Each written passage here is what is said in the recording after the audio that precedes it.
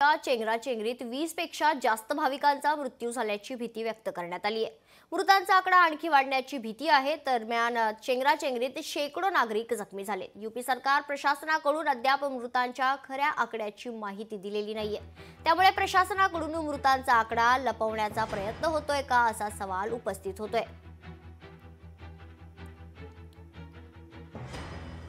दरम्यान या प्रकरणी अजित पवारांनी ट्विटद्वारे काय प्रतिक्रिया दिली आहे पाहूयात।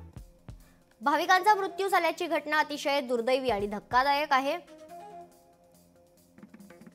या दुर्दैवी दुर्घटनेत मृत्यू पावलेल्यांना मी भावपूर्ण श्रद्धांजली अर्पण करतो।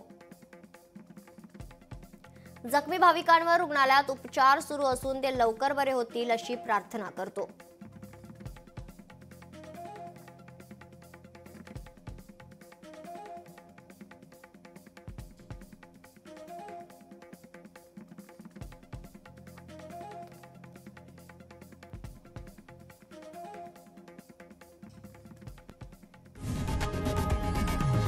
लोकशाही मराठी ऐका, पहा, जागरूक रहा।